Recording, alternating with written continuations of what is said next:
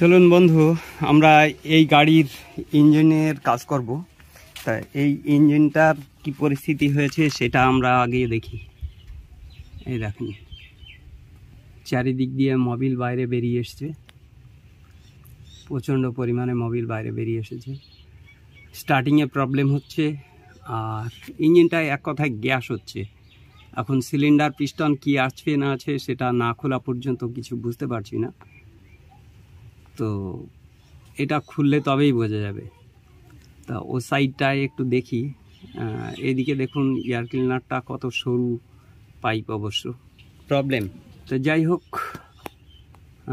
এটা আমরা দেখি, ও পাশ থেকে দেখি যে কি পরিস্থিতি আছে ওদিকে।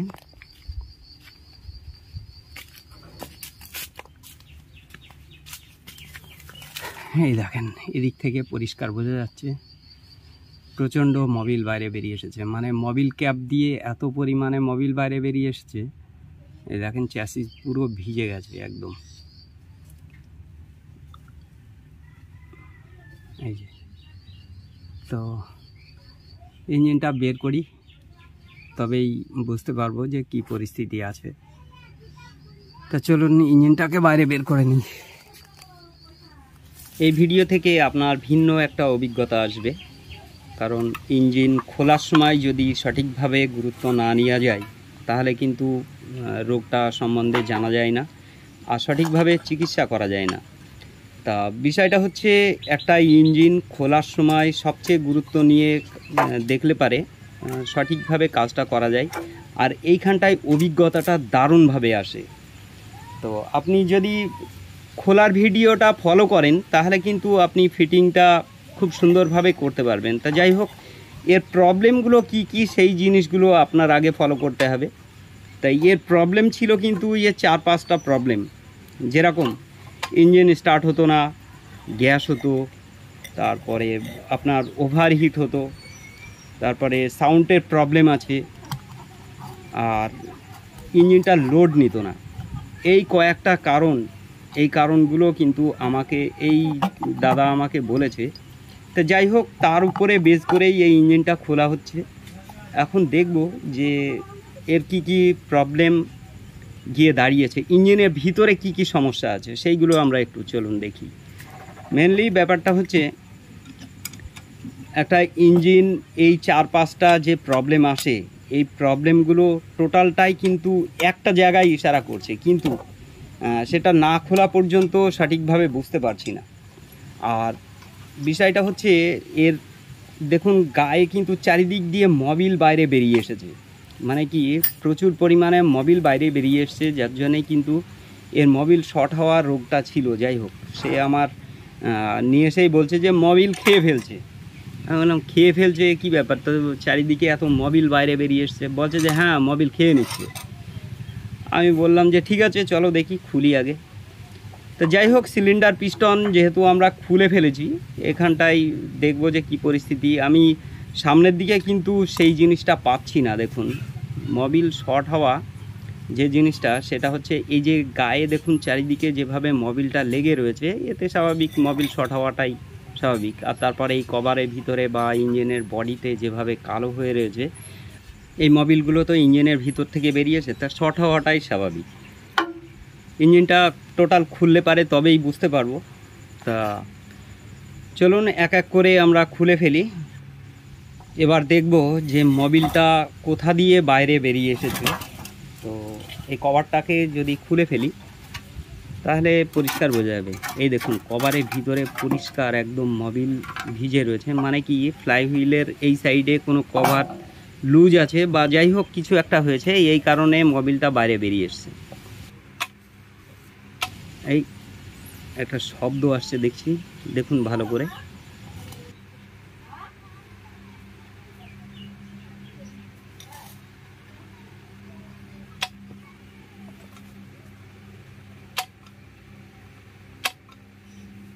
তো যাই হোক, শব্দটা ভিতর থেকে আসছে। এটা আমাদের এই টাইমিং কভার খুললে তবেই বোঝা যাবে।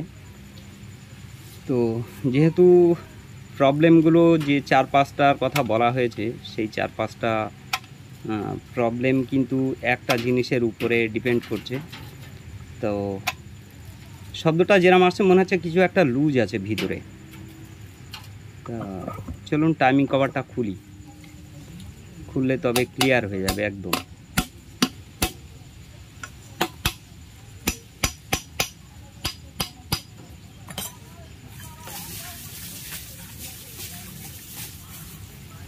এই দেখুন, এই যে পেনিয়ামের দাঁত কিন্তু নষ্ট হয়ে গেছে, এ চলবে না অবশ্য, নষ্ট হয়ে গেছে। অনেক সময় হ্যান্ডেল ঘোরালে কি হয়, ওই হ্যান্ডেলে দেখবেন ক্যারক্যার করে বাঁধে, তাই এই পেনিয়াম নষ্ট হলে এই জিনিসটা আসে। তো এইখানের পেনিয়ামটা কিন্তু ভালো আছে দেখছি, এই দেখুন এই যে ফলস হয়ে গেছে, দেখেছেন তো, এই কারণে শব্দটা আসছে। তা ইঞ্জিন গরম হওয়া, লোড না নেওয়া, তারপরে আরও যে সমস্ত যেরকম কালো ধোঁয়া মারা, এই রকম প্রবলেমগুলো কিন্তু টোটালটাই এইখান থেকে আসছে। তো এই যে ফলস হয়ে গেছে এর কারণেই কিন্তু এই প্রবলেমগুলো আসছে। তা চলুন এবার এই ফ্লাইহুইলটাকে খুলে ফেলি, যেহেতু মোবিল বাইরে বেরিয়ে আসছে, এই জায়গাটা আমাদের ক্লিয়ার করার দরকার। তো এই ফ্লাইহুইলটা খুললে তবেই বোঝা যাবে যে এটা কোথা দিয়ে বেরোচ্ছে আর কিভাবে বন্ধ করা যায় মোবিলটা।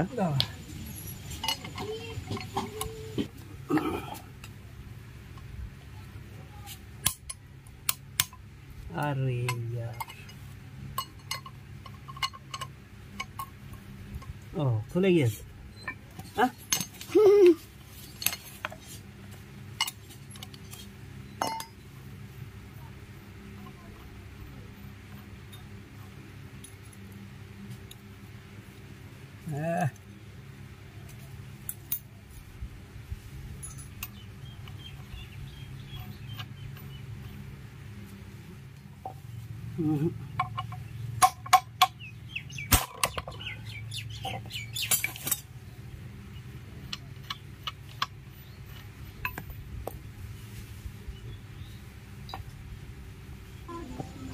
তা এই দেখুন কিভাবে মোবিলটা বাইরে বেরিয়েছে।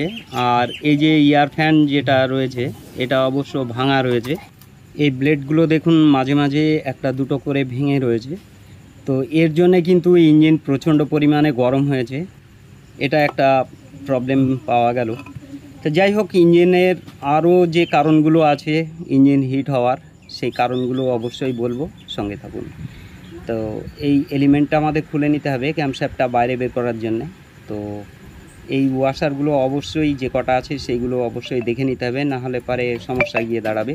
দেখুন এই যে ফলস দেখা যাচ্ছে, এই ফলসের জন্যে কিন্তু ইঞ্জিন বেশ কয়েকটা প্রবলেম আসে। যেরকম আপনার ইঞ্জিনের লোড নেবে না, কালো ধোঁয়া মারবে, ইঞ্জিন প্রচুর হিট হবে, সাউন্ডের প্রবলেম আসবে, বা এই যে চারিদিকে যে মোবিল বাইরে বেরিয়ে এসেছে এটাও কিন্তু এরই কারণে কিন্তু আসবে। তা চলুন ক্যামটাকে আমরা বাইরে বের করি। ব্যাস বেরিয়ে গেছে, কিন্তু গভর্নর ফর্কটাকে আমার খুলতে মনে নেই, এবার খুলে নিতে হবে, তবেই ক্যামটাকে বাইরে বের করা যাবে।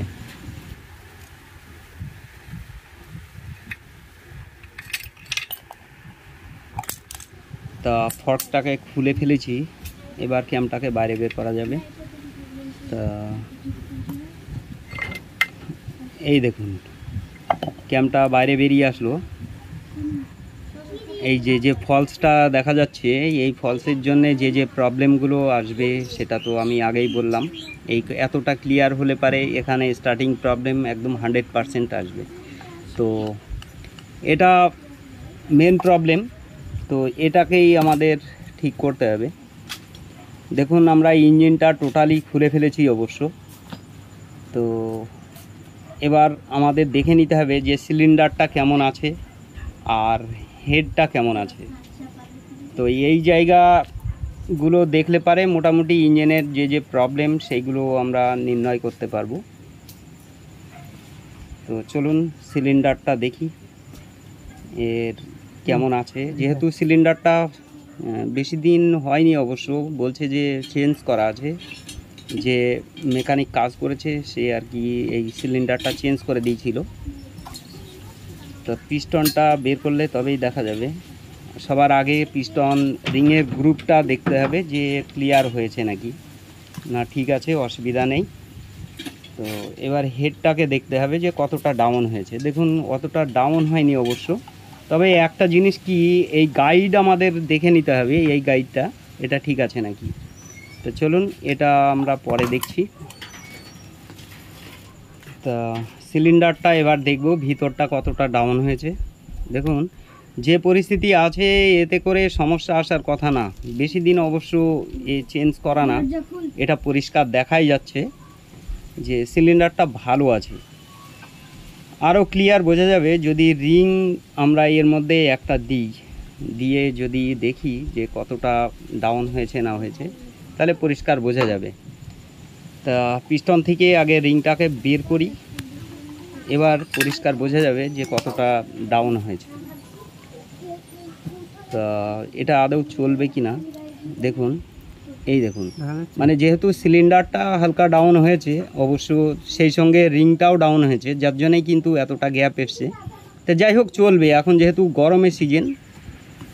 তো এবার চলুন ইঞ্জিনের যে ওভারহিট হওয়া সেটার প্রবলেম থেকে আমরা মুক্তি পাই। মানে কি, এই ফ্যান যেহেতু ব্লেডগুলো ভাঙা রয়েছে, এর জন্য সঠিকভাবে বাতাস তৈরি করতে পারিনি।